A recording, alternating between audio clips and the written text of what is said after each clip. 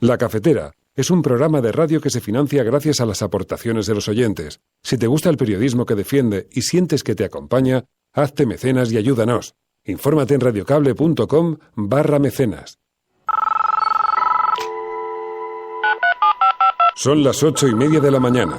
Las 7:30 en la Casa Museo de José Saramago en Tías, Lanzarote. Buenos días, mundo. ¿Quieres un café? ¿Quieres un café?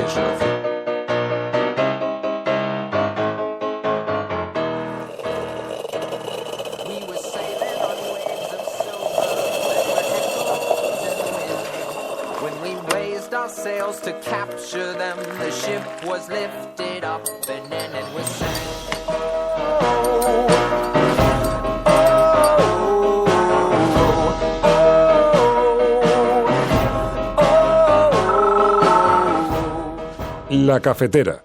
Dirige Fernando Berlín. Sí, 141 más un voto emitido telemáticamente. No, 174 más un voto emitido telemáticamente. Abstenciones, 60. 63. 33. Abstenciones, 33. En consecuencia, queda derogado el Real Decreto Ley.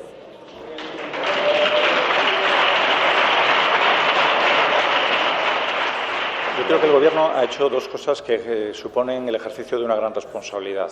Cumplir con una norma que responde estrictamente al cumplimiento de la sentencia y hacer un planteamiento también muy ambicioso, que, como he dicho en mi intervención, algunos medios de comunicación lógicamente han criticado porque supone el establecimiento de un plan de ayudas que otros sectores productivos pudieran entender que genera cierta discriminación, pero lo cierto es que se ha querido hacer un esfuerzo muy importante para el mantenimiento del 100% del empleo. De la votación de la estiba, bueno, creo que lo destacable es que el Gobierno ha visto cómo quedaba tumbado su decreto salvaje de la estiba. Y eso es una victoria de los estibadores que creo que nosotros y nosotras debemos reconocer. Ahora al Gobierno le toca negociar, empieza la negociación ahora, pero estamos muy orgullosos de que hoy el Parlamento haya dado la razón a los estibadores y que hoy el Parlamento defienda que hay que negociar un acuerdo por el cual, por supuesto, que cumplamos con lo que diga Europa, pero además defendamos la industria de nuestro país, la soberanía de nuestro país, un sector estratégico como la estiba y la calidad y la estabilidad del empleo de los estibadores. Y por ahora parece que no hay ese acuerdo con sindicatos y empresarios. Por lo tanto, el Gobierno a partir de mañana tendrá que buscar una estrategia distinta y, sobre todo, volver a la mesa de diálogo con sindicatos y empresarios, buscando resolver este tema y cumplir con la sentencia a través del diálogo. Un preaviso huelga que vamos a desconvocar con el objetivo de que esa mesa que se tiene que crear ahora para poder discutir sobre cuáles son la norma que hay que presentar a Europa para cumplir con la sentencia, se puede hacer de la más absoluta normalidad.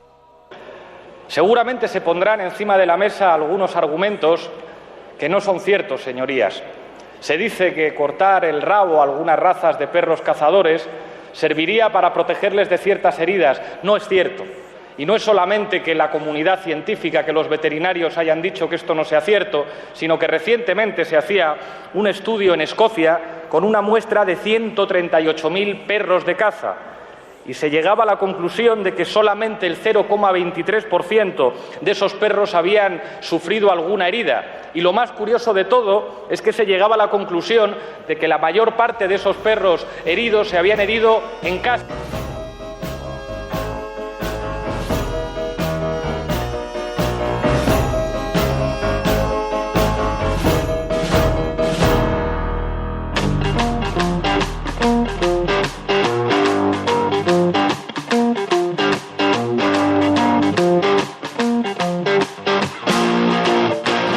Muy buenos días, amigas, bienvenidas a La Cafetera una mañana más, a este espacio en el que tratamos de analizar qué es lo que le está ocurriendo a esta sociedad tan convulsa, tan compleja.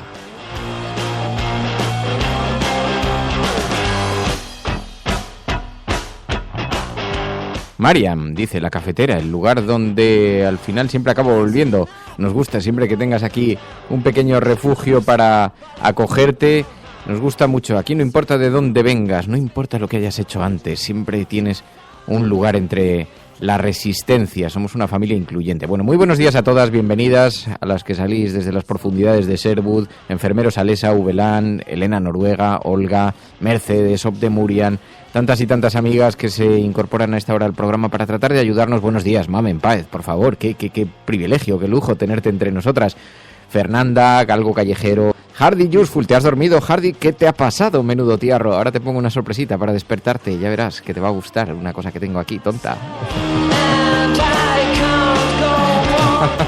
Y por fin es viernes, ya llegamos al final de la semana, aunque a mí me da mucha pena, luego el fin de semana yo os echo mucho de menos. Esta hora de terapia es para nosotros muy importante, aquellas que necesitamos compartir con el resto, la desidia, esta inercia ciudadana, esta inercia de la ciudadanía. Bueno, tenemos muchas cosas de las que hablar hoy.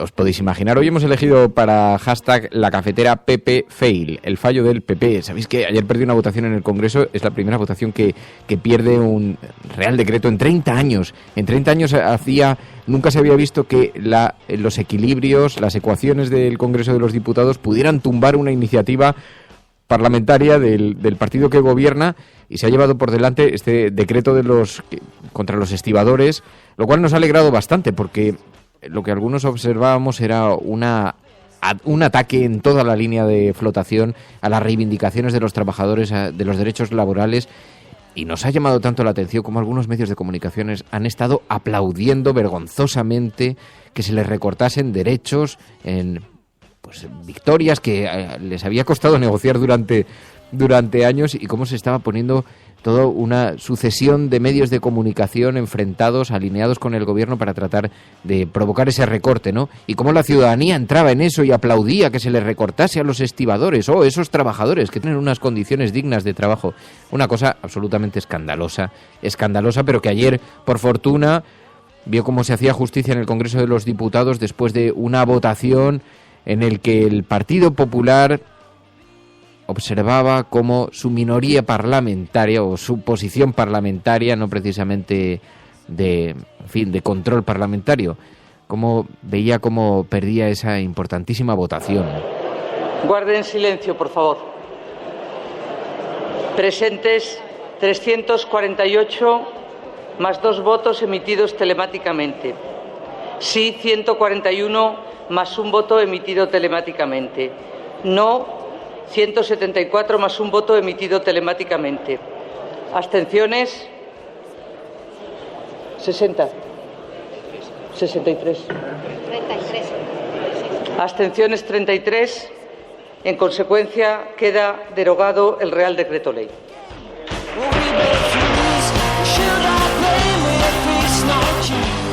Bueno, nos ha parecido una excelente noticia porque, efecto, como dice José Tierras en Internet, es un revolcón democrático, y que además también ha servido para ilustrar, para retratar esa conveniencia, ese matrimonio de conveniencia entre algunos medios de comunicación, algunos periodistas, el gobierno, y la vergonzosa campaña que se inició filtrando los sueldos de los estibadores, sus políticas de contratación, instalando toda una suerte de mitología como si se tratase de empleados públicos, lo que íbamos a sufrir los ciudadanos, porque cuando se trata de una empresa privada, que por cierto, después de haberles forzado a convertirse en empresa privada, ¿no?, algo de responsabilidad tienen los gobiernos. Y en lugar de ponernos todos los ciudadanos en la misma dirección delante de la manifestación para demostrar que las reivindicaciones de los trabajadores hay que respetarlas y que esas conquistas no pueden ser derrotadas, en lugar de eso hemos visto cómo se introducían ahí,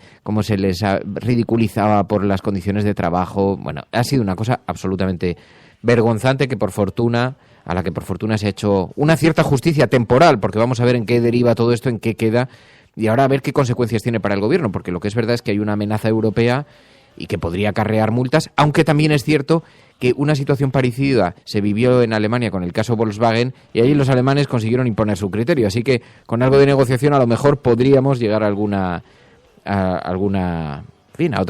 otro escenario, ¿no? Pero bueno, más allá de eso tampoco vamos a dedicar, ya hemos dedicado este programa en otras ocasiones a hablar de este tema, así que no vamos a dedicarle mucho más que eso, pero sí nos queríamos poner de relieve este asunto. Por eso, almohadilla la cafetera, PP Fail.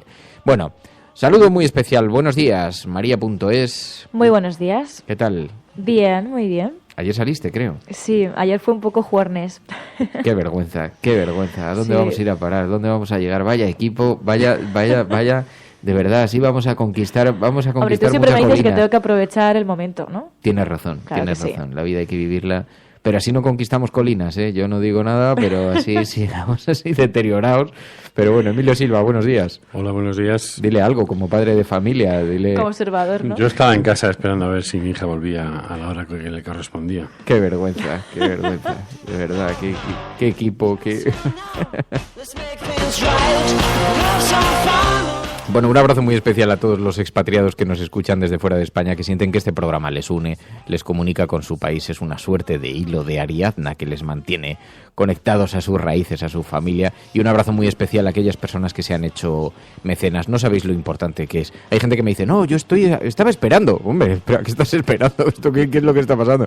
Así que Fernando, que se ha incorporado esta noche como mecenas, un saludo muy especial, así como a todas aquellas personas que hacéis posible la supervivencia de este programa. Bueno, decía, no vamos a centrar el programa en el asunto de los estibadores, haremos alguna referencia porque están en todas las portadas de los periódicos, pero tenemos muchas cosas de las que hablar porque paralelamente seguimos observando lo que está ocurriendo en el Partido Socialista. Vamos a hablar con Odón Elorza, siempre nos gusta porque, entre otras cosas, es transparente y además es profundamente accesible, algo que agradecemos de verdad en este programa porque la desaparición de la esfera pública de los candidatos nos resulta enormemente inquietante y sobre todo muy molesta, porque hay una obligación democrática por comparecer ante los ciudadanos, no por comparecer en los medios de comunicación, por comparecer ante los ciudadanos. Y entonces, oye, este reproche que lanzamos normalmente contra algunos candidatos y algunos políticos, desde luego no se lo podemos hacer a Odón Elorza, que cada vez que le hemos pedido que esté aquí para responder, incluso acaba respondiendo sobre cosas del Partido Socialista que al pobre no le corresponden y acaba pagando por comparecencia. Pero de verdad esto dignifica la política porque es absolutamente obligado, la comparecencia, absolutamente obligada. Hablaremos con Odón Elorza, pero además hoy es viernes, hablaremos algo de cultura también con Pachi Freites, que estuve, ya os lo conté, en la obra de teatro Las bicicletas son para el verano, que está interpretando ahora, que es muy oyente de este programa, un amigo al que queremos un montón, un excelentísimo actor, lo conocéis por un montón de series en televisión, obras de teatro en las que participa, y sobre todo es un tipo estupendo, así que le vamos a pegar una llamada también para ver cómo va estas representaciones, esta etapa que está pasando ahora con Las bicicletas son para el verano. Estás escuchando La Cafetera, y si lo estás haciendo, eres la resistencia y no estás sola.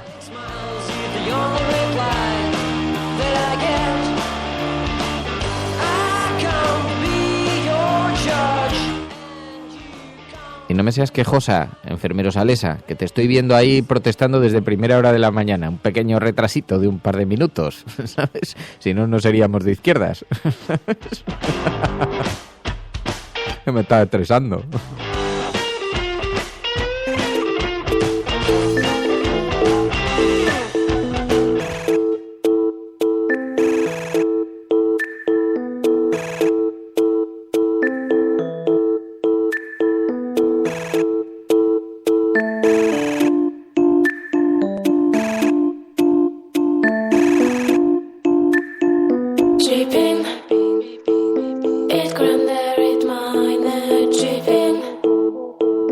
Tu colaboración es importante.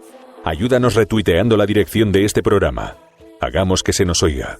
Hagamos que se nos conozca. Radiocable.com. Estás escuchando La Cafetera. Odón Elorza, muy buenos días. Hola, buenos días. Bueno, tenía mucho interés en hablar contigo porque, en primer lugar, para ir de fuera hacia adentro, como hemos observado este resultado en las elecciones holandesas y que envían un mensaje a los socialistas holandeses, nos preguntábamos si observáis algún tipo de paralelismo entre lo que ha ocurrido allí y lo que puede pasar aquí. Bueno, observamos con preocupación y somos conscientes de que la socialdemocracia, los partidos socialistas en Europa, pues estamos salvadas algunas excepciones en franco retroceso, ¿no? Y esto es un proceso que viene ya de años atrás. Y, en fin, es muy triste. No encontramos nuestro sitio porque no sabemos diferenciarnos del discurso y de la práctica política de la derecha, de los conservadores, porque nos vamos acomodando al sistema, a las políticas neoliberales, en cierto modo. Eso dicho así a grandes rasgos, ¿no?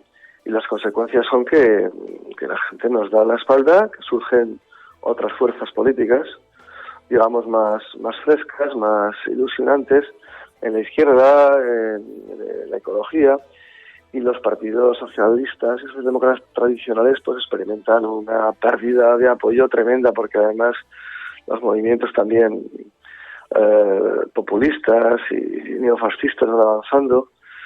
En fin, que es un fenómeno que lo que pasa en Holanda en concreto, que ratifica lo que venimos diciendo desde el Partido Socialista, desde la candidatura de Pedro Sánchez, ¿no? Que realmente hay que volver a resituar el Partido Socialista Obrero Español en el espacio de la izquierda. Hay que refrescar el discurso, hay que recuperar la identidad perdida para que seamos reconocibles, planteando alternativas en lo económico, en lo fiscal, en lo político, en lo democrático, políticas propias que sean identificables, y no tenemos que seguir estelas o estar cerca o próximos o justificar determinadas actuaciones o estrategias de la derecha. Y bueno, sacamos lecciones de lo de Holanda, estamos también con una situación complicada en Francia, en Italia, en fin, en España pues todo el mundo lo conoce. Así que sí, hemos reflexionado ya en el día de ayer, y espero que no solamente nosotros, sino que también otros sectores del Partido Socialista saquen conclusiones y sepan realmente plantear en estas primarias del PSOE unas alternativas que permitan al PSOE recuperar la credibilidad y la confianza. Porque ¿cómo está la situación dentro ahora? Vemos una pugna entre los tres candidatos muy soterrada, porque en realidad se está visualizando poco sobre, en fin, en los medios y más allá de lo que intuimos, ¿no? Pero ¿esta pugna entre los tres candidatos es ideológica o hasta qué punto es una lucha de poder? Entiendo por el discurso que en la parte que te toca, en la parte de Pedro Sánchez, ves esas diferencias, pero hay algo de lucha de poder aparentemente también. Es fundamentalmente una lucha, yo diría que ideológica y de carácter estratégico. No tengo la menor duda, vamos. El sector de Pedro Sánchez, el que me encuentro dentro de un movimiento plural, en el que está además representada claramente pues la gente de la militancia que está en la izquierda del Partido Socialista desde siempre, ¿no? Estamos convergiendo y coincidiendo y trabajando con Pedro Sánchez y con un proyecto político colectivo que, por ejemplo, claro que tiene mucho de ideológico y de diferencias estratégicas, pretende realmente profundizar en lo que son los procesos de democracia interna, las consultas cuando sean necesarios en temas fundamentales, la rendición de cuentas, las incompatibilidades, las elecciones directas en primarias para cabezas de lista a todo tipo de instituciones. Sí, yo creo que desde el punto de vista también de la coherencia no hay color entre la coherencia de un candidato que no solamente fue obligado a dimitir, fue objeto de una conspiración para que dimitiera como secretario general, sino que él, por no herir, por no dañar el partido, se fue voluntariamente y entregó el acta. ¿Cuántos ejemplos hay de eso en la política en España, no? Y ha vuelto porque lo ha pedido la militancia, porque se lo hemos pedido, con propuestas políticas que sitúan claramente al Partido Socialista en la izquierda, en su proyecto para España y para Europa, que sienta las bases de recuperación de la socialdemocracia en toda Europa, como digo, para abordar los desafíos del siglo XXI, y que además entiende que España pues, es también un Estado plural y que España es un Estado plurinacional y que planteamos una reforma de la Constitución con todas las consecuencias, ¿no? Bueno, y por todo ello estamos siendo acusados de rojos, extremistas, que queremos romper España, que queremos romper el Partido Socialista y tonterías por el estilo. Sobre esto te quiero preguntar también, pero claro, hay una cosa que me llama la atención, porque el discurso de Pedro Sánchez ha pasado por diferentes fases. Sí. ¿Cuál es el discurso que debemos creer? Porque hubo una primera fase en la que sí que tenía un discurso más abierto, luego uno directamente proélites del PSOE, después hemos vuelto a otro discurso en que ¿cómo se puede dar credibilidad ahora a una nueva posición? Bueno, es que no estoy de acuerdo con la aparente lectura que tú haces, Fernando, porque eso de discurso proélites es una simplificación tremenda. El Partido Socialista ha tenido un año 2016 que es una deriva de un tiempo anterior en el que sectores del Partido Socialista, llamada vieja guardia, varones, etcétera, estuvieron propugnando durante finales del 13 y 2014 una gran coalición. La defendían, la justificaban, junto con sectores de la derecha, el PP y poderes mediáticos, que había que ser una gran coalición porque se hundía el bipartidismo. Ahí no estaba, desde luego, ni estuvo. Es verdad, te lo planteo de otra forma porque no lo he planteado más, de la forma correcta. Pero digo más, es que el Comité Federal, controlado por los que no acababan de decir lo que pensaban, establecieron líneas rojas, por ejemplo, al diálogo en el Comité Federal del 28 de diciembre de 2015 y ataron de manos a Pedro Sánchez para intentar realmente dialogar con otras fuerzas más allá de Ciudadanos. Sí. Y además Podemos no daba muchas facilidades, por cierto, para dialogar en nada. O sea que...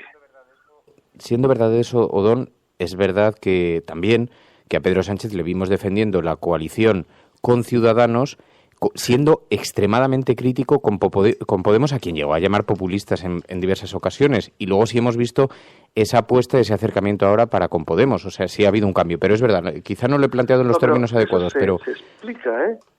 Porque, a ver, claro que acusó a Podemos de populista y a Pablo Iglesias de soberbia con respecto a otros sectores de Podemos y a sus votantes, parte de los cuales vienen del Partido Socialista. Ahora bien, Pedro tiene un momento de situación personal difícil, de alguna manera herido, después de todo lo que le sucede en el mes de octubre, que es terrible, que no ha pasado a ningún político en España, y después de atravesar un año 2016 en el que le ponen, piedras en el camino, deslealtades, le hacen política a la contra, sin además decir claramente nada, es que nosotros defendemos la abstención y vamos a llevar este debate al Comité Federal porque tiene que seguir gobernando la derecha con Rajoy.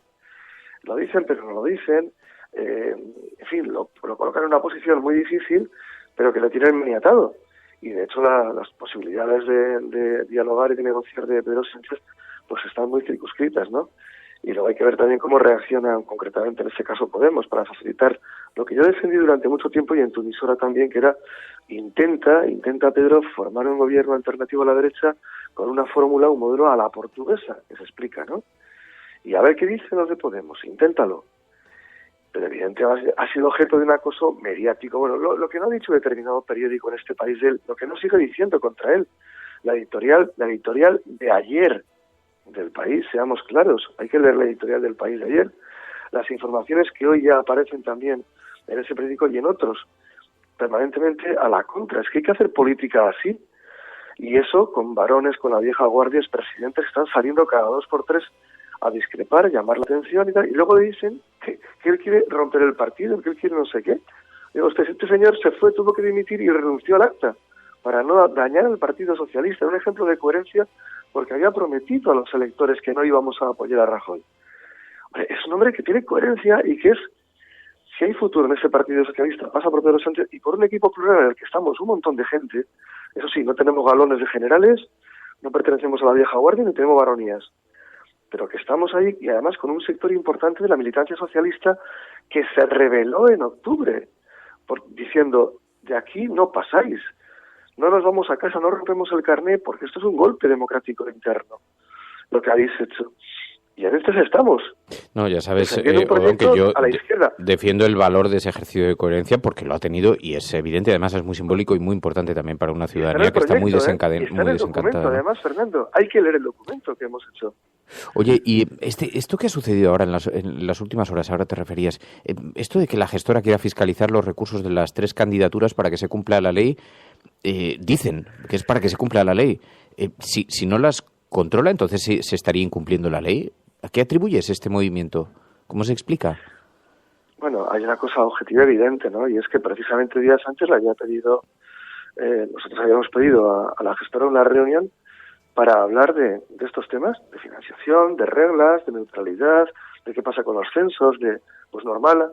Y habiéndolo pedido, resulta que la respuesta, en vez de tener la convocatoria, nos responden por una carta y por los medios de comunicación que no, que tenemos que utilizar 2 cuentas, digamos, a nombre del Partido Socialista de la gestora, perfectamente controladas a todos los efectos, por razones legales y de transparencia.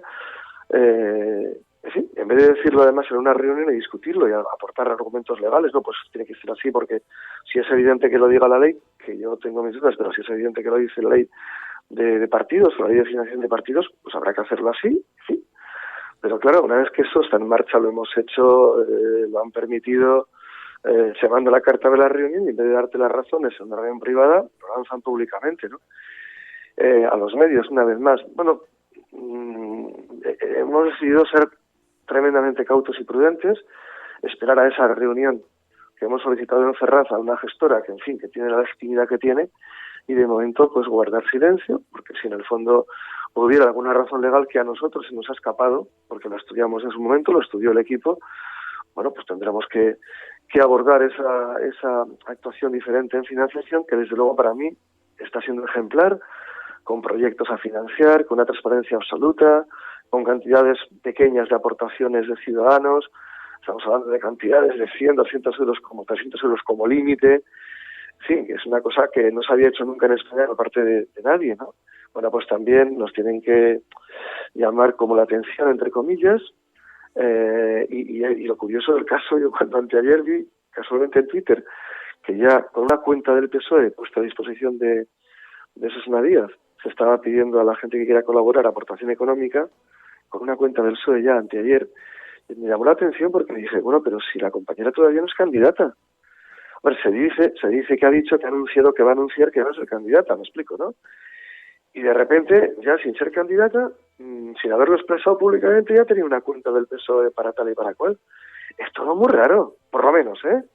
Y he visto algo de lío se ha montado con esto. En el caso, Odón, de que Pedro Sánchez ganara las primarias, ¿el Grupo Socialista en el Congreso plantearía una moción de censura a Rajoy? Eso es mucho correr.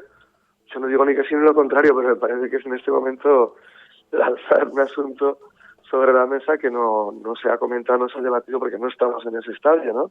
No forma parte en este momento del documento estratégico ideológico del equipo y de Pedro Sánchez. No, sería una precipitación hablar de esa cuestión siquiera. No estamos en ese debate, estamos en la explicación de ese documento, que creo que es bastante bueno y además mejorable, y está abierto y se puede acudir a la militancia y también simpatizantes a la página web de Pedro Sánchez Castejón y hacer las aportaciones a ese documento que sienta, como digo, las bases de la recuperación del proyecto para España y sobre todo de la nueva socialdemocracia, y que establece, por ejemplo, hay una diferencia clara, lo que debe ser la política de entendimiento de alianza con otras izquierdas desde una posición propia, sin ningún tipo de complejos, por supuesto, y eso es claro, porque si no nos entendemos con otros sectores de la izquierda, ¿con quién nos vamos a intentar entender, conscientes de las dificultades para gobernar ayuntamientos, comunidades y para intentar echar a la derecha del gobierno?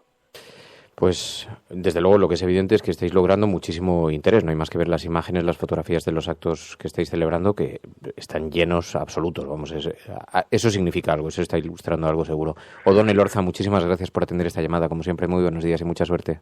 Pues un placer, gracias Fernando. Saludo a todos. Feliz fin de semana. Estás escuchando La Cafetera.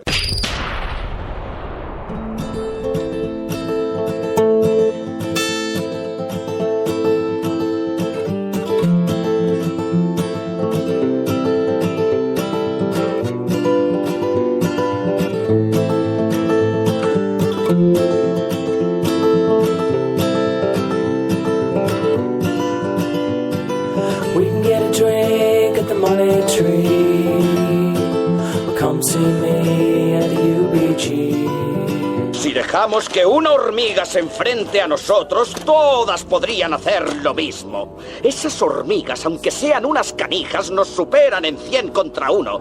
Y si llegasen a esa conclusión, se acabaría nuestra forma de vida. No es cuestión de comida. Lo que importa es mantener a esas hormigas a raya. Por eso vamos a volver. ¿Alguno de vosotros quiere quedarse? North Hollywood Por eso era tan simbólico la batalla de los estibadores, ¿no?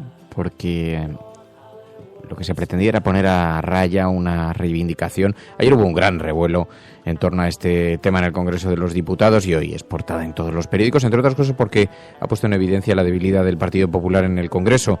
Dice el periódico El País, con esa fotografía de los estibadores, que además asistieron ayer como invitados a la sesión parlamentaria, puño en alto, en un gesto de victoria, y dice: derrota de Rajoy en el Congreso. Nunca desde el año 79 un gobierno había fracasado en su intento de convalidar un decreto ley. Ocurrió ayer con la liberalización de la estiba. El Partido Popular solo sumó los votos del PNV y los trabajadores lo celebraron desde la tribuna. Así escuchábamos cómo se producía esa votación y después el ministro intentaba justificar la necesidad de ese decreto. Yo creo que el Gobierno ha hecho dos cosas que suponen el ejercicio de una gran responsabilidad. Cumplir con una norma que responde estrictamente al cumplimiento de la sentencia y hacer un planteamiento también muy ambicioso que, como he dicho en mi intervención, algunos medios de comunicación lógicamente han criticado porque supone el establecimiento de un plan de ayudas que otros sectores productivos pudieran entender que genera cierta discriminación, pero lo cierto es que se ha querido hacer un esfuerzo muy importante para el mantenimiento del 100% del empleo. Y esa propuesta está encima de la mesa, es una propuesta desde luego muy importante. El periódico ABC: el veto al decreto de la estiba pone en jaque la legislatura. Amenaza el ABC en su portada. Dice que el Gobierno advierte de que varios palos como el de ayer en el Congreso pueden abocar al adelanto electoral. Acusa a Ciudadanos de desleal y al PSOE de irresponsable. Ciudadanos decidió enviarle un mensaje al Partido Popular. Ayer intentó que ese mensaje se visibilizara claramente en la votación, aunque evitó las explicaciones públicas, evitó el ruido, pero le envió un mensaje porque el Partido Popular, esto me lo decía alguien que había asistido a la sesión parlamentaria, a la votación, y me explicaba un poco las interioridades de la posición de Ciudadanos, porque llamó la atención que no se alinease con el Gobierno, sino que se desmarcase completamente. Y entonces me decían, es que en Ciudadanos hay mucho malestar por la forma en la que el Partido Popular se ha ido burlando sistemáticamente, ¿no? Lo hemos visto en torno al caso del presidente de Murcia, como el Partido Popular les ha puesto en evidencia públicamente, manteniendo al presidente del Partido Popular, obligando a Ciudadanos a tener que explicar públicamente porque no, en cumplimiento del pacto, forzaban una moción de censura o apretaban lo suficiente para provocar la dimisión. Así que Ciudadanos poco a poco se ha ido quedando debilitado ante su electorado, al que dijo vamos a obligar a cumplir nuestro acuerdo con el Partido Popular, y ayer quiso enviarle un mensajito al Gobierno, todo un torpedo en la línea de los estibadores, un mensajito que se concretó en una demostración de debilidad pública formidable, pero que benefició finalmente a los estibadores. No se pronunció con grandilocuencia a Ciudadanos, que desapareció, dejó ahí el mensaje colocado, pero sí escuchamos, por ejemplo, al Partido Socialista, que también le había dado apoyo al gobierno del Partido Popular, pero sí le escuchamos enviando un mensaje al PP. Y por ahora parece que no hay ese acuerdo con sindicatos y empresarios. Por lo tanto, el Gobierno a partir de mañana tendrá que buscar una estrategia distinta y sobre todo volver a la mesa de diálogo con sindicatos y empresarios, buscando resolver este tema y cumplir con la sentencia a través del diálogo. Es un fail en toda regla el del Partido Popular, que pensaba que con esta herramienta que trata de utilizar y que nos recuerda el ABC en su portada, con esta herramienta de que puede convocar elecciones en cualquier momento y eso le haría un formidable daño a un Partido Socialista que se encuentra sin liderazgo, sumido en un debate, en una batalla muy intensa internamente, pensaba que tendría esa sartén por las manos, pero luego ya sabéis que la realidad camina de forma diferente a como uno cree en sus planes, en el papel, en sus planes preconcebidos, ¿no? Bueno, duro varapalo parlamentario al decreto ley del Gobierno, dice el periódico El Mundo. PSOE y Ciudadanos dejan solo al Partido Popular con el problema de los estibadores. El partido de Rivera retiró en el último momento su apoyo al Gobierno y los socialistas mantuvieron su oposición. España, dice el periódico El Mundo, se arriesga a tener que pagar una multa de 134.000 euros diarios. Como veis, seguramente algo de multa nos van a cobrar, pero como veis, todo el mundo habla de posibilidades, de riesgos, de qué podría suponer, ¿no?, de eventualidades, pero nadie se atreve a decirlo abiertamente. También en la fotografía de portada, la guerra abierta que mantienen los taxistas contra Uber y Cabify. Sabéis que ayer hubo manifestaciones en Barcelona, Madrid, contra las políticas de las administraciones públicas a favor de los servicios de alquiler con conductor como Uber o Cabify, y esas imágenes de portada, allí dos taxistas con botes de humo abrazándose y celebrando esta manifestación, esta guerra abierta contra esos nuevos servicios que tecnológicamente han permitido contratar a conductores, pero que no tienen las mismas licencias y por lo tanto tienen diferentes gastos. Esto provoca muchas molestias a los taxistas, muchas protestas. Bueno, y en el periódico La Razón, Rajoy descarta elecciones pese a la traición de Rivera en la estiba, dice el periódico La Razón, en contraposición a lo que decía el periódico ABC. La oposición tumba el decreto para reformar el convenio de los estibadores. Malestar del presidente por la falta de sentido de Estado de PSOE y Ciudadanos en un tema que considera crucial. Y también de la Serna reabre la negociación para presentar un texto que logre el apoyo de la Cámara Baja. Habéis estado de categoría, dijeron los estibadores que asistían a esta sesión parlamentaria. Y en el editorial del periódico La Razón, PSOE y Ciudadanos multan a España.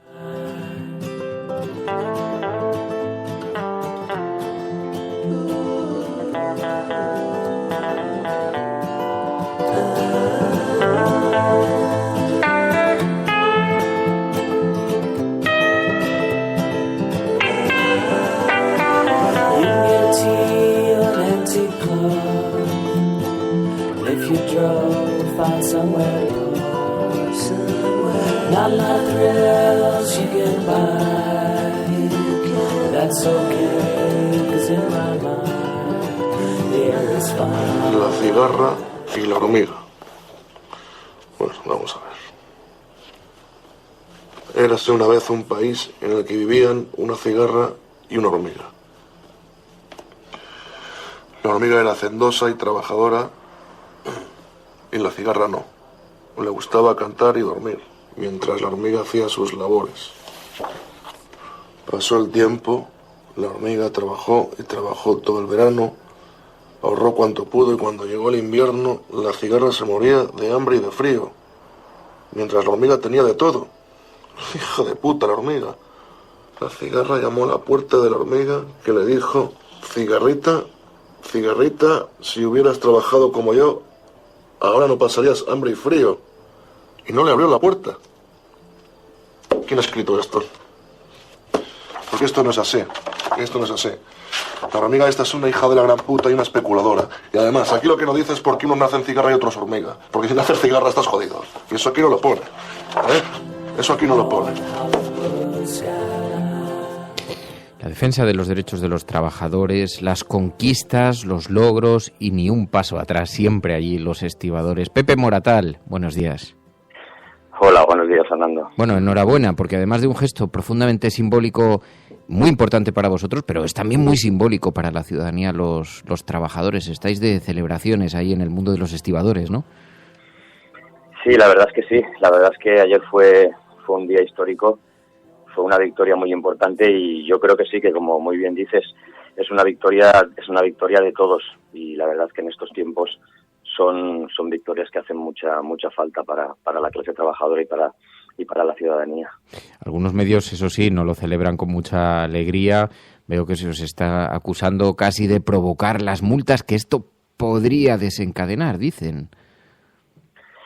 Sí, bueno, la verdad es que como ya comentamos la otra vez, el acoso mediático es una maquinaria que parece que no para en ningún momento. Ayer también hasta última hora prácticamente se intentaba decir que si los sindicatos, la parte social, estaban dentro de la mesa de la negociación que se había abierto, en la que solamente se había hablado con la parte técnica y en fin, y sí, la verdad es que están un poco en esa línea. Oye, que ahora había una movilización, una huelga convocada, eso parece que por el momento queda desconvocada. ¿Ahora qué es lo que va a pasar? O sea, ¿cómo es el calendario para por delante? Bueno, pues en principio vamos a ver. La verdad es que hay un poco de incertidumbre en este tema, aunque nosotros lo que pensamos es que viendo cómo se ha seguido este camino y una vez conseguido el objetivo de derogar el Real Decreto Ley, lo que entendemos es que debería abrirse un proceso en el cual se pudiese negociar un nuevo modelo de estiba realmente para nuestro país, a través de una propuesta de ley en la que todos los partidos políticos pudieran participar, en la que tanto la patronal como los trabajadores tuviéramos espacio y pudiéramos pactar y consensuar, que es lo que nosotros hemos pedido desde un principio. Entendemos que sería lo más democrático, que los grupos parlamentarios también pudieran decir qué tipo de modelo de estiba entienden que debemos darnos y entre todos poder consensuarlo. Así que se abren periodos de negociación. Bueno, el objeto de esta llamada, en todo caso, Pepe, era saludaros, daros la enhorabuena, felicitaros públicamente, porque es sin duda un enorme símbolo para la lucha de toda la clase trabajadora, no solamente de los estibadores, y es una pequeña gran victoria. Pepe Moratal, muchísimas gracias, muy buenos días. Muy buenos días, Fernando, y muchísimas gracias a vosotros, por supuesto, por vuestro apoyo. Muchas gracias. El televisor es el Evangelio, la última revelación. El televisor puede ser la fortuna o la ruina de presidentes, papas, primeros ministros. El televisor tiene el más imponente y maldito poder que existe en nuestro desorientado mundo. Y hay de nosotros si llega a caer en manos de los malvados. Y por esa razón hay de nosotros porque Edward George Rudy ha muerto. Porque ahora esta compañía está en manos de la CCA, la Corporación de Comunicaciones de América. Hay un nuevo presidente en la Junta, el señor Frank Hackett, que ocupa el despacho que fue del señor Rudy. Y cuando esta emisora, que es una de las más importantes del país, controla uno de los más imponentes y malditos sistemas de propaganda de este desalmado y sucio mundo, ¿quién sabe qué mierda será canjeada por la verdad en esta cadena? Así que escúchenme. La televisión no es la verdad. La televisión es un maldito parque de atracciones. La televisión es un circo, un carnaval, una troupe de acróbatas, narradores de cuentos, bailarinas, cantantes malabaristas, fenómenos, domadores de animales y jugadores de fútbol. Es una fábrica para matar el aburrimiento.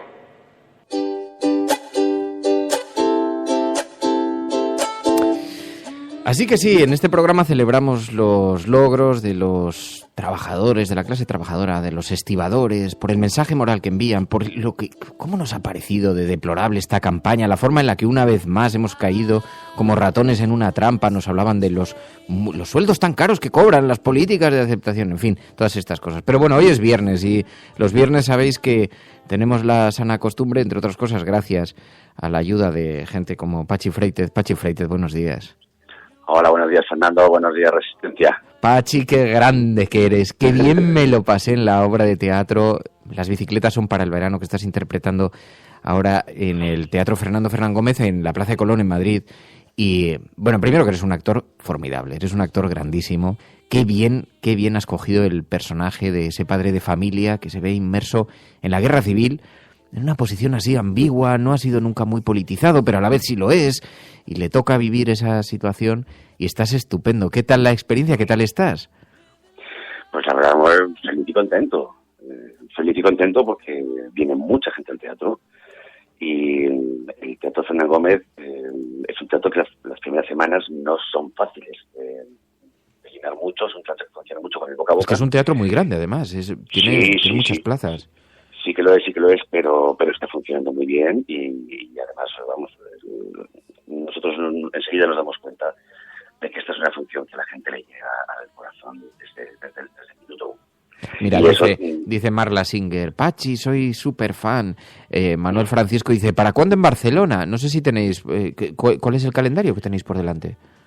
Bueno, pues yo sé que la máquina de la distribución está a toda a toda máquina. Yo sé que de momento ya hay mucho comprometido para hacer una buena gira, pero claro, todavía no hay fechas definitivas, pero creo que vamos a hacer una buena gira por toda España.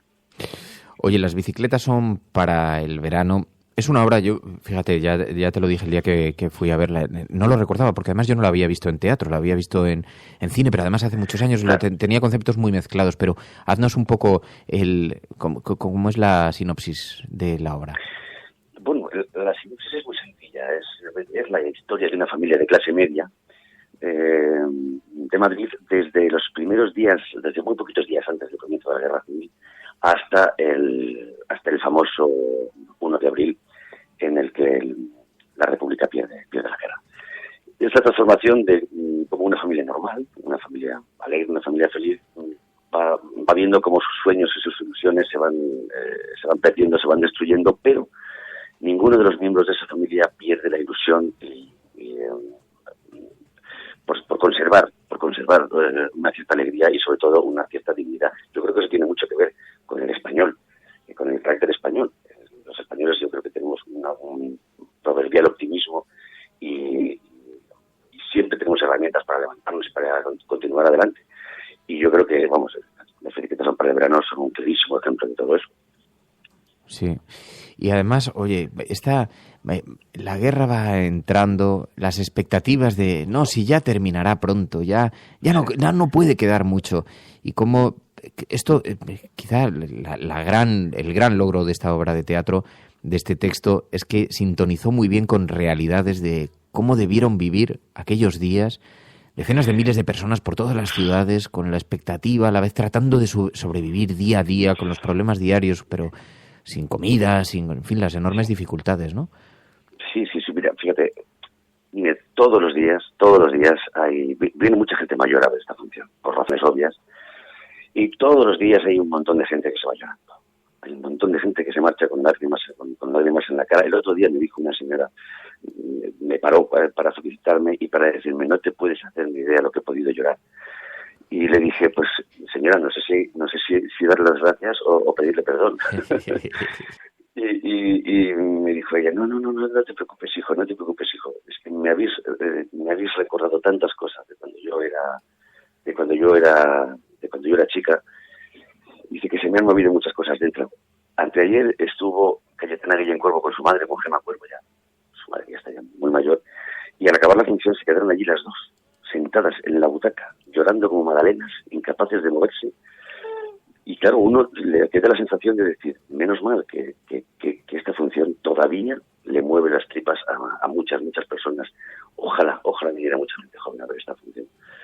Sí, para que realmente, porque yo creo que es que de esa manera aprenderían que muchas de las cosas que pasan hoy en día no se entienden si no se entiende lo que pasó en aquellos años. Sí, y luego las frustraciones, los sueños perdidos, las expectativas de la gente, cómo tenía que ir suspendiendo sus proyectos, eso queda perfectamente retratado a través de las pequeñas anécdotas de el tendré una bicicleta para este verano, ¿no? Y dejas pasar un día, ya no hay posibilidad de bicicleta, ya no hay tal, ¿no? La necesidad de vivir el día a día, y eso también me parece muy... Pero me encanta cómo lo representabas, de verdad. Tenéis además, oye, el cuadro actoral es muy bueno, estáis muy bien engranados, funciona muy bien. Bueno, yo creo que sí, yo creo que el reparto está muy bien, hombre, los veteranos, los veteranos es Esperanza Felipe, John Barrera, yo y Lola, pues yo creo que,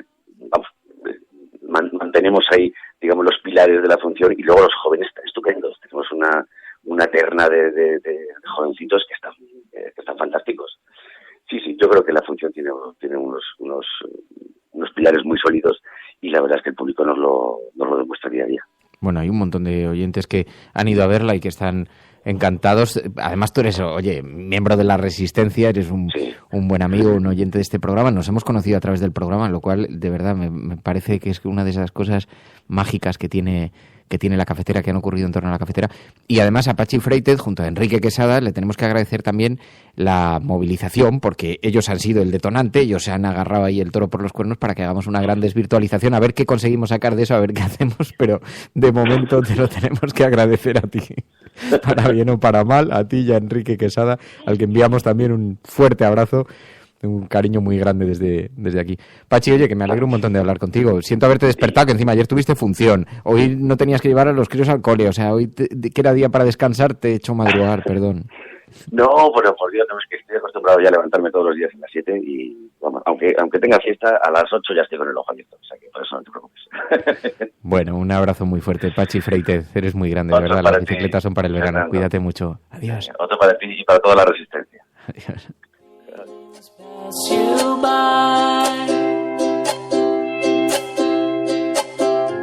Seems love's on loan from days gone by, or not yet arrived from the days so far away that always come but don't stay. As long as you and I remain, well, it's when Buenos días, cafetera.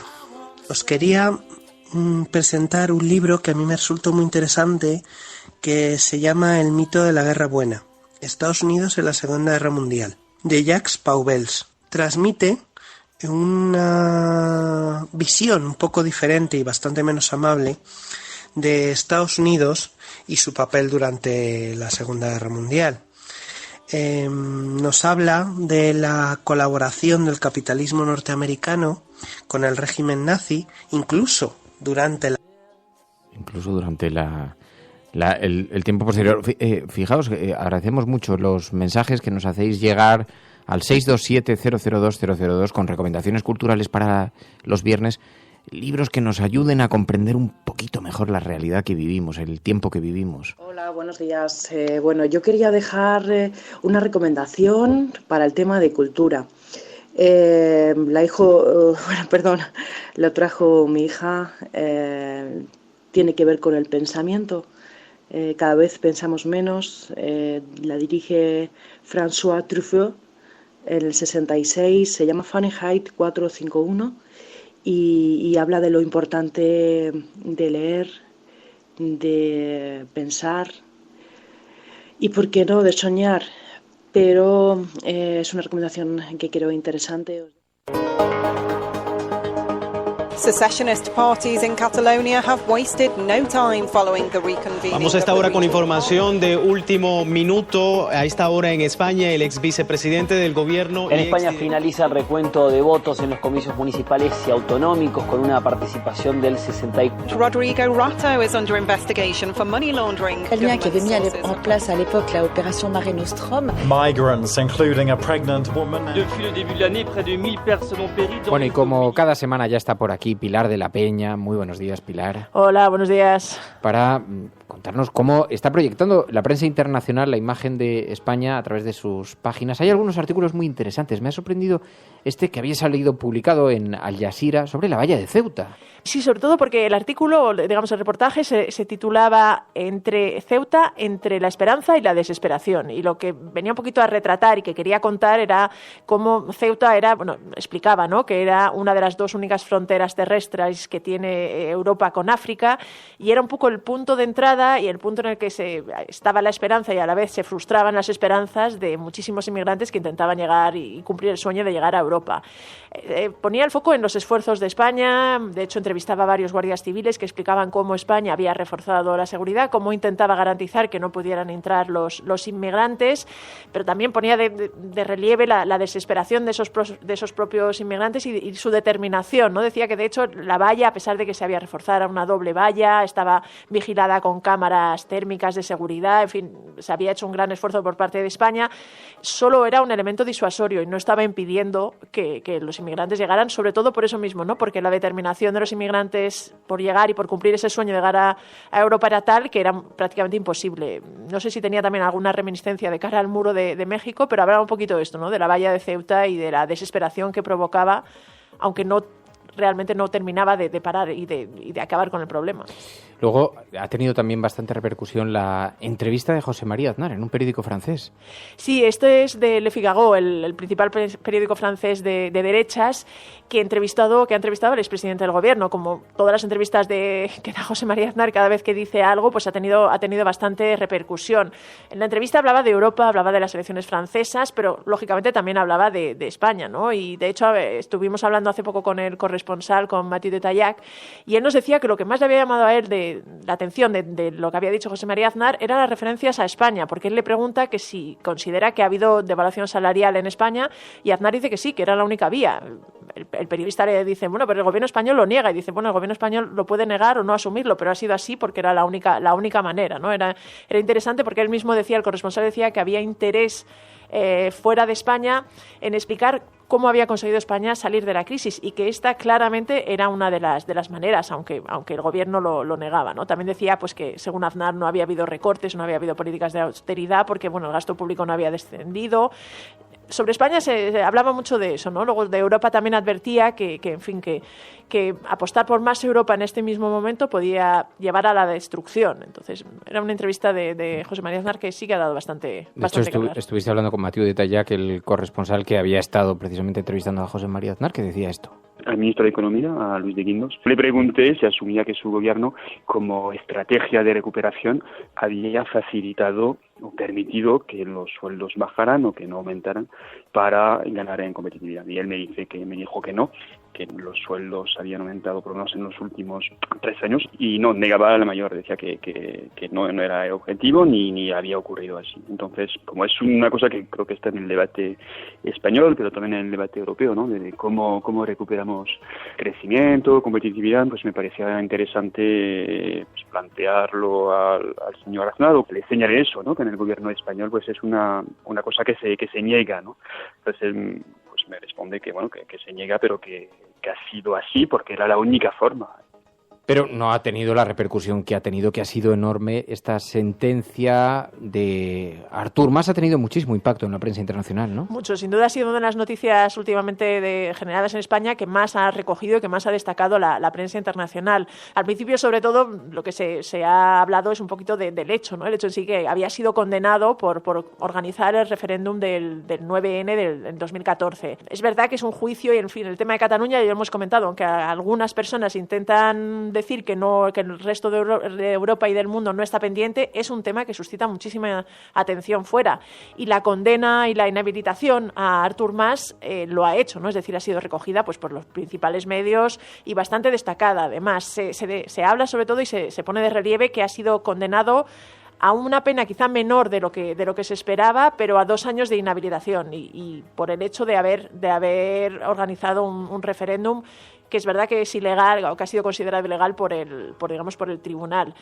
Y luego me llamó la atención un artículo concreto de La Tribune, que es un diario francés, que consideraba que esta sentencia evidenciaba bastante bien los límites de la estrategia española de judicialización del problema con Cataluña, ¿no? Decía, bueno, al final esta sentencia lo que vuelve a demostrar es que no está siendo eficaz para desalentar a los independentistas, más bien al contrario, les está reforzando en la determinación y al final lo único que va a provocar es que en algún momento, si los independentistas y digamos la Generalitat sigue adelante con esta idea de organizar un nuevo referéndum en septiembre, que España tenga que tomar una decisión y tenga que enfrentarse a lo que ellos llamaban una decisión o una elección imposible, ¿no? Entre o permitir el referéndum o utilizar el artículo 155. Es decir, que es verdad que desde fuera se está señalando esto, que el problema se tiene que buscar otra vía para intentar solucionarlo. Y luego estamos empezando a recibir ya bastantes artículos de oyentes del programa, expatriados, gente que vive en otros países que nos están alertando sobre esto. Se ha publicado en el extranjero. Sara desde Liverpool, Rodrigo de C, científicos expatriados, científicos españoles exiliados, que dicen desde Nature que no quieren diplomáticos de marca España. ¿Esto cómo es? No quieren ser diplomáticos de marca España. Sí, esto es Amaya Moro Martín, que es una investigadora de estas que se tuvo que exiliar, uno de los tantos protagonistas o, digamos, representantes de la fuga de cerebro que ha vivido España, de la fuga de cerebros que ha vivido España durante la crisis y un poco por los recortes y la situación en la que ha quedado la ciencia. Ha escrito un artículo en estos días en la revista Nature, que es una revista muy prestigiosa en todo el mundo, denunciando un poco esto, ¿no? Criticando, explicaba, dice, hace poco el gobierno consideraba que éramos una leyenda urbana, que no existíamos, y ahora resulta que nos quiere convertir en diplomáticos de la marca España, porque hacía referencia a otro artículo que había aparecido en medios internacionales en los que pues miembros de, digamos, el Ministerio de Ciencia y Tecnología venían a decir que España estaba intentando reclutar a los científicos que tenía fuera como en una estrategia para convertirlos en diplomáticos de la marca España, para intentar vender la idea de que se habían ido un poco para conectar a España con el mundo. Y esta investigadora se quejaba, ¿no? Decía, oye, no somos diplomáticos, nos fuimos por unas circunstancias muy claras y ahora me parece insultante que el gobierno intente vender e intente aprovechar esta situación. Y venía diciendo eso, que España no había hecho grandes recortes en ciencia, la situación de la ciencia era complicada en España y por eso se habían ido, que ahora había un intento del gobierno por intentar venderlo de otra manera, pero que esa era la realidad.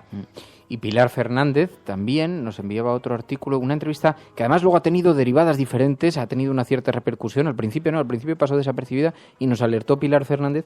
Esteban González Pons, una entrevista, unas declaraciones en la BBC sobre el referéndum de Escocia que, en fin, son algo incoherentes con la posición oficial del partido, o por lo menos abren ahí una vía interesante de discusión, ¿no? Es que la sucesión de los hechos ha sido muy curiosa, ¿no?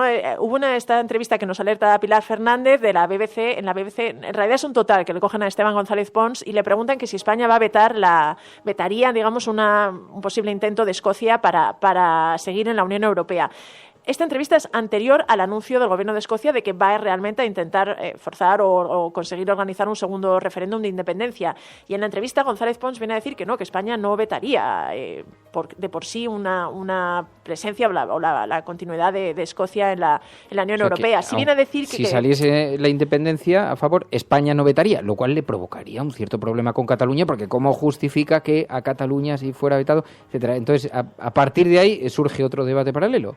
Sí, una vez que además se anuncia oficialmente que el gobierno escocés sí va a intentar conseguir este segundo referéndum, España se vuelve a poner un poco en marcha y de hecho varios medios extranjeros, The Guardian, por ejemplo, recoge que el ministro de Asuntos Exteriores, Alfonso Dastis, dice que Escocia no va a poder seguir siendo miembro de la Unión Europea, que tendría que, en el caso de independizarse del Reino Unido, tendría que ponerse a la cola y volver a iniciar todo el proceso para entrar y todo el proceso de adhesión, ¿no? Ahí hay una especie ha quedado un poquito en evidencia el gobierno español. Luego había otro artículo muy interesante del Financial Times, de su corresponsal, de Tobias Buch, que hablaba un poquito de la lección española que podía sacarse para Escocia en este caso, ¿no? Y decía que era difícil que España se posicionara muy claramente sobre qué iba a hacer en caso de que Escocia fuera independiente e intentara seguir en la Unión Europea, un poco por la propia naturaleza prudente de Mariano Rajoy y un poco porque él siempre intenta mantener todas las opciones abiertas. Es decir, hasta que no tenga que tomar una decisión clara, no iba a dejar muchas pistas de cuál sería la postura española. Entonces, a lo mejor todo esto entra dentro de esa estrategia, pero es verdad que había otro artículo también de The Guardian, de Giles Tremblay, que decía eso, que España iba a vetar y no iba a permitir que Escocia, sobre todo una Escocia independiente, mientras el Reino Unido siguiera siendo miembro de la Unión Europea, que Escocia se tuviera la posibilidad de seguir siendo miembro un poco por respecto al problema que tenemos en Cataluña o que tiene España en Cataluña. Lo cual además entronca con otros artículos que se han publicado en la prensa internacional no referidos a España, pero que han tenido una gran dimensión en estos días. Bueno, este que os comentaba, ¿no? Escocia, el hecho del anuncio de Escocia, de la líder de Escocia, de Nicola Sturgeon, de que va a pedir un segundo referéndum de independencia. Esto ha tenido un impacto brutal en los medios, porque es verdad que es como la posibilidad de que se vuelva a romper el Reino Unido, ¿no? Tras todo esto. Entonces los medios, lo han recogido. También han señalado que es muy complicado que ahora esto tenga el mismo éxito con Cameron, que tuvo con Cameron, que lo tenga ahora con Theresa May. Y luego el otro gran tema del que han hablado los medios internacionales en estos días ha sido las elecciones en Holanda. Es verdad que había un inusitado interés, como se suele decir, en todas partes por lo que podía pasar, por el hecho de que muchos las consideraban el termómetro del estado de extrema derecha, de la xenofobia en Europa, y en este sentido el resultado pues es visto con bastante tranquilidad, ¿no? Digamos, ha tranquilizado mucho la gente, las portadas, la mayor parte de los medios destacan eso, que Holanda seguirá teniendo probablemente un gobierno, desde luego no encabezado por Wilders, y en fin, se trazan muchos paralelismos con respecto a lo que esto puede suponer para Europa. Y algunos medios que advierten que la situación es más compleja, que no se pueden tirar lecciones o consecuencias o paralelismos automáticos, ¿no? Igual que no por el hecho de que hubiera ganado Trump iba a ganar Marine Le Pen en Francia, como decían algunos periodistas franceses. El hecho de que no haya ganado Wilders en Holanda no quiere decir que el resto del continente que esté a salvo de la ola xenófoba, pero es verdad que en general se ha visto con bastante alivio y como con una buena señal para Europa. Pues Pilar de la Peña, muchísimas gracias, como siempre, Pilar. Hasta la próxima. Estás escuchando La Cafetera. From this day forward, it's going to be only America first. America first. Hemos hecho historia. El cielo no se toma por consenso, el cielo se toma por asalto. En la confrontación electoral venezolana entre uno oposición. Yes, we can. Yes, we did. Bueno, yo creo en la democracia y por tanto yo creo... No, hombre, no era instructora. No, hombre, no. Es que no tienes ni idea. El enemigo es Daesh, el terrorismo yihadista. Cuando nosotros decimos que vamos a bajar los impuestos todavía más que ahora, tenemos credibilidad. Más allá de la agenda setting, está la agenda de los oyentes de la cafetera. Buenos días, cafetera. Parece Lo que les pasa es que no sale el referéndum como ellos quieren. Entonces la lección sería: no hagas un referéndum si no lo vas a ganar. Que es la única salida al problema territorial. La verdad es que no creamos en la democracia. En lo que empezamos a no creer es en las encuestas. Que conozco votantes de Izquierda Unida que estarían dispuestos a votar. Tu colaboración es importante. Ayúdanos retuiteando la dirección de este programa. Hagamos que se nos oiga. Hagamos que se nos conozca. Radiocable.com.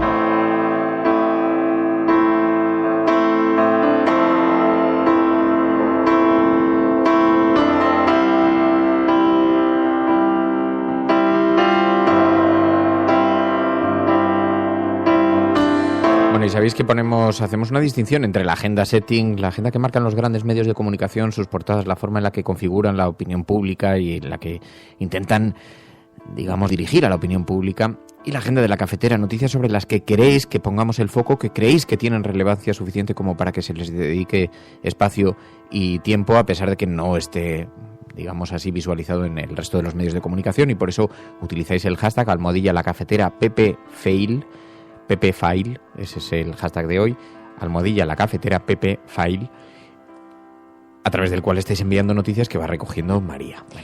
Empezamos con una que nos habéis enviado muchos de vosotros, como Libertino, Francachela y David Expatriado, y es que Maillo declarará como imputado en el fiasco de Caja España. Así lo titula Público.es y dice que el número 3 del PP será citado a petición de Ecologistas en Acción e Izquierda Unida, que ejercen la acusación popular en este caso, abierto por una denuncia de la Fiscalía contra la excúpula de la entidad por causar un supuesto agujero de 60 millones en créditos favorables a su presidente. Y también os pedís que pongamos el foco en un fenómeno que está ocurriendo dentro del partido de Ciudadanos. Nos lo dice Rodrigo Martínez y nos envía una información del país.com que dice que una decena de cargos de Ciudadanos han abandonado el partido por su cambio ideológico desde febrero. Dice este periódico que fue en febrero cuando la formación de Albert Rivera aprobó un viraje ideológico, dicen, del socialismo democrático al liberalismo progresista y estatutario, limitando las primarias en su cuarta asamblea. Los concejales y el diputado provincial que se han marchado de la formación han protestado así por la supuesta falta de transparencia interna, el abandono del centro de izquierda y la limitación de las primarias. Esto es muy interesante porque no está teniendo prácticamente repercusión. Ya nos ha pasado otras veces. Vemos cómo las noticias relacionadas con Ciudadanos, las tensiones internas, pasan sin pena ni gloria por las páginas de los periódicos, pero se está viviendo un pequeño terremoto dentro de esa organización y por el cambio, por el viraje.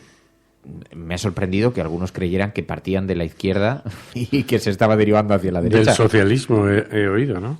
Es verdad que en la definición original de Ciudadanos figuraba un movimiento... No sé, no recuerdo exactamente cómo era la definición, pero seguro que algún oyente nos refresca la memoria. Era socialdemócrata en lo social, ¿no?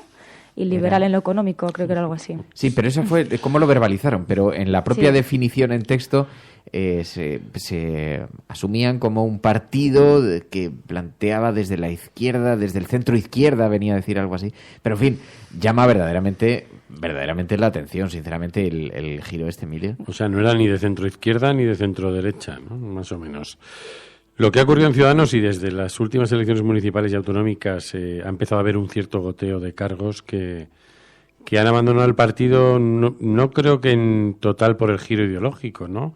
En general vemos que los partidos giran ideológicamente y no vemos que se bajen del barco políticos normalmente, ¿no? Quiero decir, cualquier partido que esté en el Congreso de los Diputados ha dado un giro ideológico y no hemos visto que dimitan cargos públicos, ¿no? Yo creo que tiene más que ver con un cierto autoritarismo que forma parte de esta denuncia, ¿no? Y un culto al líder, ¿no? que se está manifestando en unos estatutos que limitan la participación de las bases y la toma de decisiones en las bases, ¿no? Y que ha ejercido una mayor verticalidad. Cuando Ciudadanos se presentaba como, bueno, pues como algo así como el estandarte de una nueva política, ¿no? Que acababa con esa vieja burocracia en los partidos, y se está convirtiendo en lo mismo, ¿no? Son estos cargos, es el caso de... Pero yo creo que en esto sí que ha influido su posición frente a los pactos, frente al gobierno, y en eso no solamente veremos que posiciones toman sus votantes, sino dentro del partido, porque de hecho sí que hoy hemos oído voces que decían eso mismo, que veían que Ciudadanos se estaba acercando demasiado a la postura del Partido Popular y que podía ser fagocitado y que no creían que fuese una buena estrategia para el partido. Yo creo que eso también es lo que, digamos, ha revuelto un poco a lo mejor las filas del partido de Albert Rivera. Yo que pienso que la gente cuando llega a ese punto de poder ejercer el poder es porque le gusta el poder, ¿no? Y el PSOE ha pegado sus virajes, pero yo sí creo que en ese momento de expansión, ¿no? En que el señor Albert Rivera, que es, bueno, pues viene de militar en las juventudes del Partido Popular, en nuevas generaciones, y de pronto hay un tipo en Málaga que está tomando decisiones que afectan a Ciudadanos y tiene ese momento de expansión, ¿no? tan veloz. Y yo creo que no tiene una cultura política porque, bueno, en la Comunidad de Madrid emitió a las pocas semanas de las elecciones el primer diputado que dijo que era por razones personales. Quiero decir, normalmente la gente no cuenta las razones reales por las que dimite, ¿no? No conozco apenas algún caso donde realmente se haya dicho, pero el problema es asumir con esa especie de caudillaje, ¿no?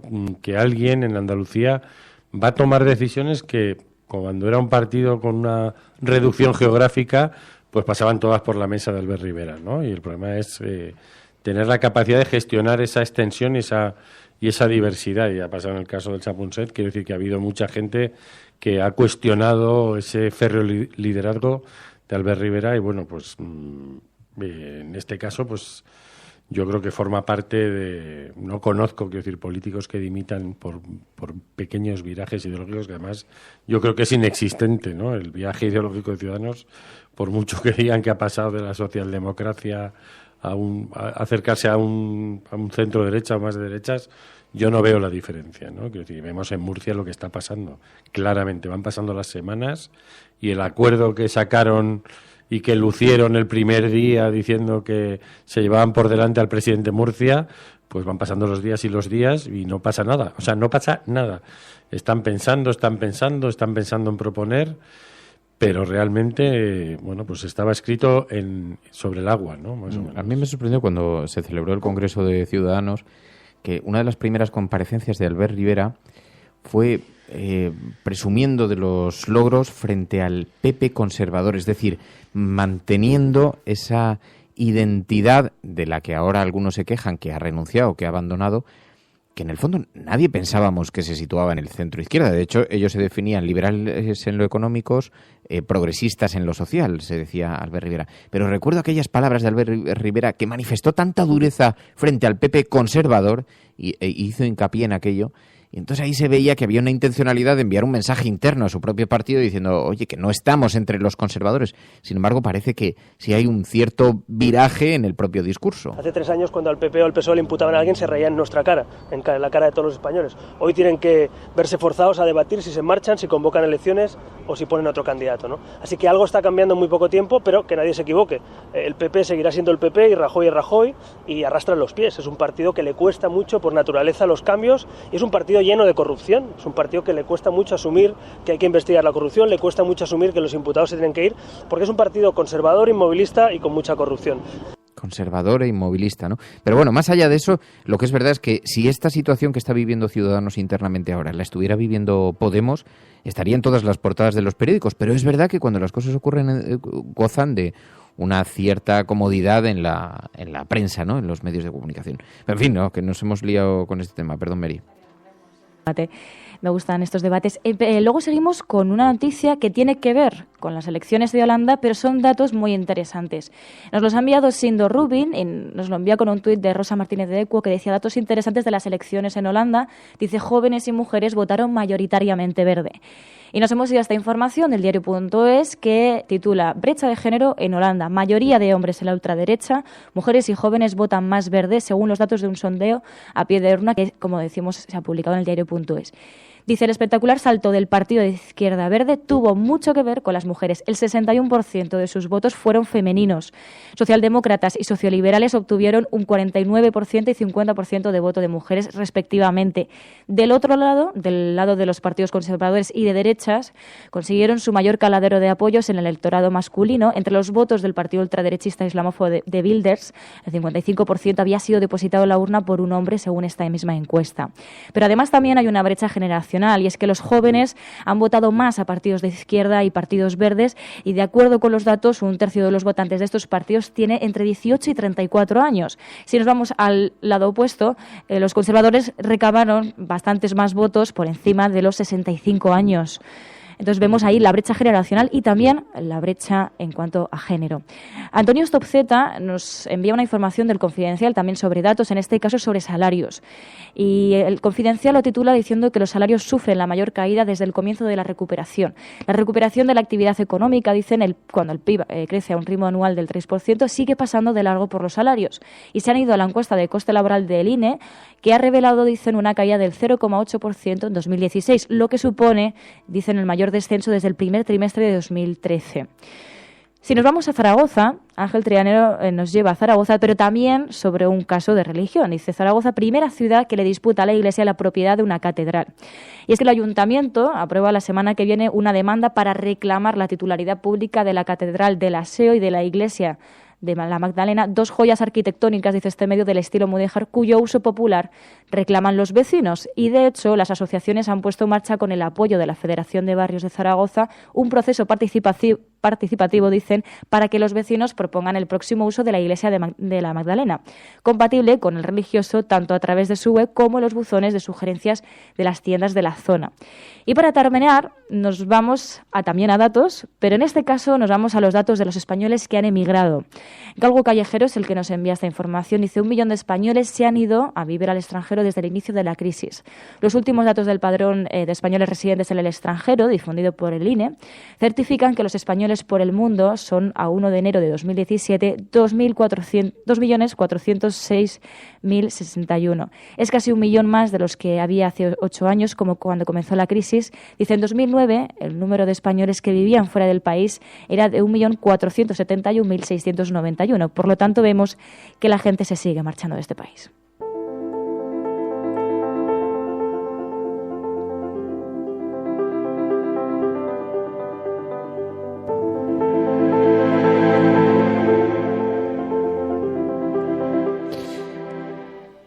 ¿Qué has liado con las bibliotecas? ¿Qué era este asunto? No, ayer se me ocurrió preguntar en Twitter si en España había más iglesias o más bibliotecas, ¿no? Una cosa que se me pasó por la cabeza, y entonces alguien me descubrió, Vidarimax, que es alguien en Twitter, me descubrió una web maravillosa que se llama responde.es, donde las bibliotecas te responden cuando preguntas un dato, ¿no? Y entonces, de cualquier tipo de datos, de cualquier... Bueno, dijo, voy a pedir ayuda, voy a los bibliotecarios a pedir ayuda, pide ayuda, y luego me respondió: en España hay 6.717 bibliotecas privadas y públicas y 23.071 parroquias y 819 monasterios y conventos. Bueno, pues es una anécdota, pero... No, pero define un país un poco. Creo que ¿no? define bastante un país, sí. Pero en serio, lo decís. No, que no me parece mal, ¿eh? Bueno, pues igual esas iglesias con el paso del tiempo, incluso muchas están medio abandonadas, ¿no? Porque... Pero, ¿y si yo te invierto... Ya va a hablar de su pueblo. No, oye, perdona, en Castellote, claro, en el maestrazgo es que somos gente cultivada, y entonces... Y que cultiva muy bien también, porque luego los melocotones bien que os los coméis, y bien que le gustan a los del Mediterráneo pillar nuestros melocotones, además de llevarse el agua. Pero dicho lo cual, que no era este el asunto, que no era este el debate, diré, en Castellote hay biblioteca, es un pueblo, y cuando no había biblioteca estaba dentro del colegio y se podía acceder a la biblioteca, o sea que puede ser esas cifras, pero hay 8.000 municipios en España, 8.000 pueblecitos, no sé yo si, y en todo caso, ¿y si lo comparamos con los bares? Pues bueno, habrá pues que eso preguntar. También. No definiría también el país, es que digo, es una comparación un poco tendenciosilla. No porque me parezca mal, porque efectivamente prefiero que haya bibliotecas e iglesias, no soy sospechoso precisamente yo de mi clericalismo, pero digamos que hay una pequeña trampilla ahí. No, yo creo que tiene que ver también con la demanda, ¿no? La demanda de la ciudadanía, quiero decir. Es más, te lo planteo. ¿Cuál es el parque de televisores? Y somos el segundo país del mundo después de Singapur en teléfonos smartphone. Pues todos necesitamos inteligencia artificial, ¿no? Eso también define cosas. Yo creo que define bastantes, y de hecho algunas de esas iglesias podrían haberse convertido en bibliotecas, ¿no? En un proceso de modernización. Bueno, de hecho creo que en Extremadura ha pasado, en algún lugar sí, y en bares. Yo entré en una, ¡buah! Eso era maravilloso. Entré en una discoteca que había, ¡buah! Que antes había sido, sí, en España. ¿En una discoteca tú? Bueno, cuando era más chaval. ¿Hay discoteca en Castellote? Bar. Una que había sido antes una pequeña. Bueno, pero fíjate, es que en el Maestrazgo mucho mejor. Si vamos ahí, de esto sabe mucho Berto Salesa, al que se lo debemos precisamente. Ellos organizan estos espectáculos en una pequeña iglesia que fue derribada durante la Guerra Civil. Y entonces son unas ruinas y allí hacen conciertos, hacen actuaciones poéticas, o sea que tienen una reinterpretación también cultural que es una maravilla. En Cuevas de Cañar, ahí al lado de Castellote, muy cerquita de Castellote, ahí por el embalse Santo Leo, unos sitios preciosos. Tú es que crees que en León se acaba el planeta, pero la Mary, que también es aragonesa en Bar de Robles. Uh-huh. Que no quiere ser francesa. Que no quiere ser francesa, también es aragonesa. Allí, que por cierto, un pueblo muy bonito tienes tú, sí. Mary. Valderrobles, un pueblo muy bonito. Luego también es verdad que... ¿Te gusta más los de las bibliotecas que lo de Aragón? Apóyame en esta batalla. Sí, yo te apoyo en esto. Yo te iba a decir que también es verdad que, los datos son los datos, pero sí que es verdad que también forman parte también del pueblo, ¿no? Otra cosa es, pues, digamos, la connotación religiosa que tiene, pero es que tú ves el castillo, la iglesia de mi pueblo, y es que forma parte, pues, de la estructura arquitectónica del pueblo. No entiendo la reflexión, estás defendiendo la iglesia. No estoy defendiendo a la iglesia, estoy intentando entender los datos. Oye, y los datos... dice Obdemurian, yo vivo en las bibliotecas con los tapones puestos, y dice Jimmy, ya, pero en el bar se puede leer y también se puede rezar. No nos vayamos a meter con la cuna de nuestra cultura y nuestra civilización, que son los bares, claramente.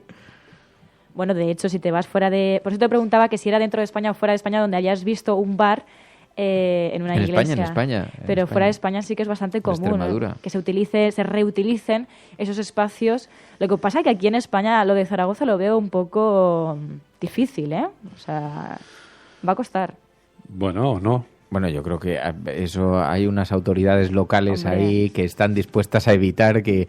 Vamos, pero por ejemplo que se utiliza en las iglesias, esto se ha utilizado para hacer conciertos y llegas a alguno... En Cadaqués yo vi un concierto en la iglesia que era una maravilla escuchar un concierto ahí. Y era un concierto, vamos, nada más menos religioso, ¿no? Bueno, mi pregunta también era... Es una forma de integrar también. Hay 23.071 parroquias que no pagan el IBI. O sea, de aquí podemos tirar el hilo en muchas direcciones, ¿no? Porque estamos hablando de muchísimo dinero que no va, pues igual para usos culturales, ¿no? Por poner un ejemplo. Sí. ¿Te he troleado, Mary? Dice de Murian Secu que te he troleado. Pues no. Si no he dicho nada. Para que se ha pero si ahí. Fernando me trata muy bien. El problema es que no la veo. Si es que hay veces que hay gente que me dice, estás cortando a María. Digo, pero si es que estamos de espaldas. Entonces... ¿Sabes qué pasa? Que es un problema de comunicación. Mira, ahora me acaba de cortar, por ejemplo, porque no nos vemos, entonces la única manera es interrumpir al que tenemos, cosa que nos pasa bastante aquí. Sí, hemos pensado en replantear nuestra relación en este sentido. Sí, geográficamente, ¿no? Sí, estamos intentando... Nuestra relación geográfica. A ver si nos agrupamos en torno a la mesa, porque si no esto es una auténtica locura. A ver si hemos pedido ya en Amazon otro micrófono. Bueno, dicen que es el Día Mundial del Sueño, por cierto, que han insistido bastante con eso. Pero aquí seguimos despiertos. Sí, bueno, los oyentes que han hecho el esfuerzo, además, ¿qué ibas a decir, Emilio? Perdón. No, hay otra noticia que ha comentado María que me parece muy interesante, que es esta de los científicos, ¿no? Que se niegan, entre comillas, a formar parte de la ciencia española cuando se han tenido que ir de aquí. Ya hubo una revuelta hace 3 o 4 años contra el ministro Wert, que se dedicó a llamar a científicos españoles de todo el mundo para hacer un directorio de la ciencia española, y muchos se rebelaron diciendo que su ciencia la pagaba el Estado francés o una universidad norteamericana, que precisamente se habían tenido que ir de aquí para poder investigar, y que cómo podían tener esa cara dura, ¿no?, de querer llamar ciencia española a algo en lo que no estaban invirtiendo, ¿no? Entonces... es uno de los grandes dramas, y para mí voy a contar un cuento. Lo cuenta muy bien una película que se llama Historias de la Radio, ¿no? De Sáenz de Heredia. Es una película que no sé si habréis visto. Son 3 historias así de cosas bonitas. ¿De tu juventud? Bueno, no, es incluso anterior a mi antigüedad. Qué malo eres, ¿eh? Es anterior a mi antigüedad. Luego me dices a mí. Pero a veces es cine del franquismo, donde tratando de hacer un poco de humor, se estaba retratando algo muy trágico, ¿no? Son otras bicicletas para el verano en este caso. Entonces hay una escena donde Pepe Isbert y un amigo han inventado un pistón que va a revolucionar el mundo del motor. Entonces necesitan 3.000 pesetas para patentarlo, pero no tienen un duro, ¿no? Lo han hecho en un sotanillo en Madrid. Y entonces escuchan por la radio que en un concurso radiofónico que a la primera persona que llegue vestida de esquimal con un trineo en la mano le van a dar 3.000 pesetas. Entonces Isbert se viste de esquimal, agarra un camión que le lleva Tony Leblanc hacia el centro de Madrid. Tienen que ir a la Gran Vía, era Radio Madrid, ¿no? Están torciendo en la madrileña Plaza de Cibeles hacia la Gran Vía y se chocan con un taxi donde va otro vestido de esquimal, ¿no? Entonces le cierra, llegan a la puerta de la emisora, el esquimal va subiendo Isbert segundo, que es mayor, le tira el trineo al otro esquimal en la cabeza, consigue adelantarle y cuando Isbert llega al programa de radio ya había otro esquimal dentro, ¿no? Y entonces, pues allí se desploma, el locutor le pregunta qué le pasa, ¿no? ¿Por qué tanta desilusión? Y entonces explica lo del motor y entonces el presentador saca 3.000 pesetas y se las da porque España era muy bonita entonces, ¿no? Pero lo que refleja realmente, intentando contar esa historia, es un drama, ¿no?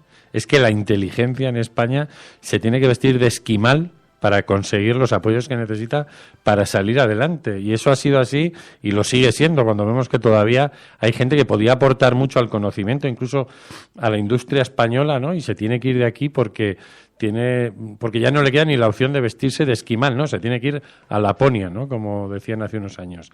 Entonces, bueno, pues detrás hay un enorme drama, ¿no? De un país que forma gente muy bien cualificada y que luego la deja marchar. Pues me ha parecido una idea de puta madre. Mira, podemos repetir el concurso clandestinamente. Nosotros pagamos los 3.000, pero no 3.000 pesetas, 3.000 pavos. Pero lo que pasa es que no estoy dando el pistoletazo de salida. Pero en lugar de venir aquí tienen que ir a la cadena SER. Y entonces tenemos a media ciudad vestidos de esquimales entrando en la cadena SER en Gran Vía 32. A mí me parece un planazo. O sea, yo estoy dispuesto a irme de notario a la parada de autobús que hay delante y al primero que llegue. Bueno, si ve apoyo entre la audiencia, lo organizamos un día y llenamos la SER de esquimales. Bueno, si podéis ver la película... Que tengo ahí buenos amigos y no quiero yo liarles, pero... Es muy divertido. Un personaje como Pepe Isbert, imaginadlo vestido de esquimal por la Gran Vía, pero realmente está haciendo gracia de un gran drama, ¿no? Y es que aquí, histórica y prehistóricamente, se ha tenido que fugar la inteligencia, salvo en breves momentos de la historia donde ha tenido un apoyo público, ¿no? Y entonces aquí eso, bueno, pues hay una especie de negación al fomento y a la financiación pública y privada de la inteligencia, ¿no? Entonces, bueno, mira, pues... Mamen Páez se apunta. Obdemurian dice, como sindicato de trolls, apruebo ese troleo. Es de los buenos. Isabel pide crowdfunding ya para llenar la cadena SER de esquimales. Eso sí que iba a ser... Esa iba a ser gloriosa. Algún jefe de allí se iba a acordar de algún familiar de Berlín. A mí, eso, ya tenemos, dice Garnet, aquí buscando disfraz de esquimal en Amazon. En fin, alguno iba a sacar ahí. Pero bueno, dice, yo en el metro vestido de esquimal. Bueno, no lo sé. Vamos a tener que subir mecenas para pagar las multas que podía acarrear este asunto. Bueno, nos vamos a marchar ahora sí. Es fin de semana, disfrutad del fin de semana. Nos volvemos a escuchar el lunes. Os esperamos aquí todos...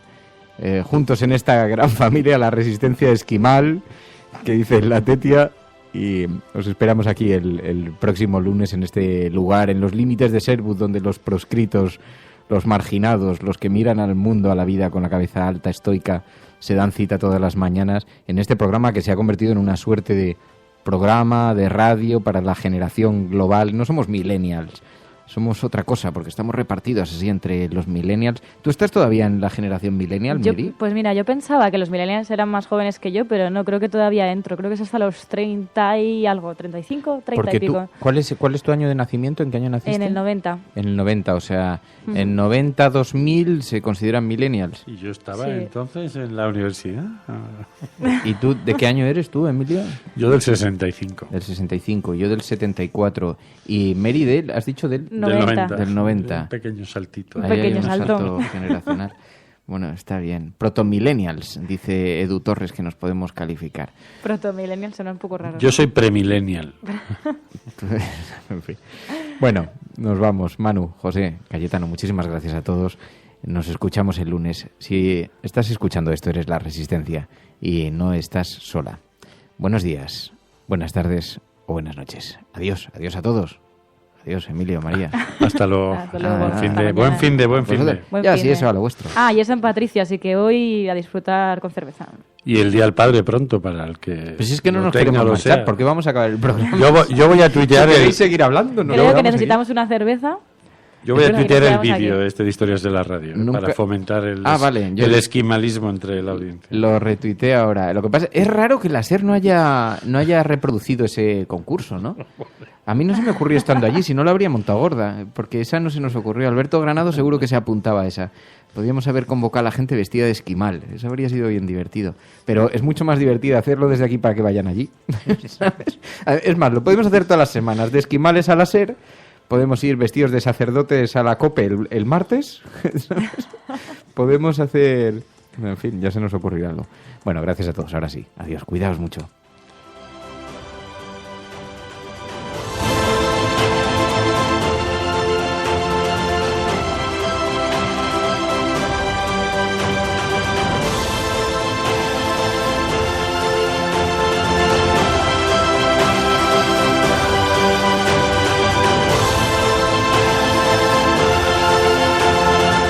La Cafetera es un programa de radio que se financia gracias a las aportaciones de los oyentes. Si te gusta el periodismo que defiende y sientes que te acompaña, hazte mecenas y ayúdanos.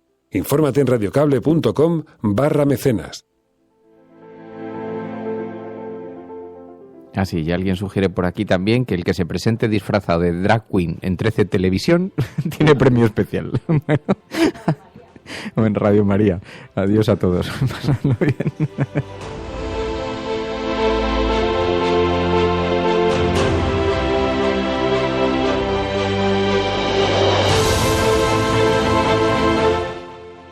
Menudo tiarro. No te vas a ir...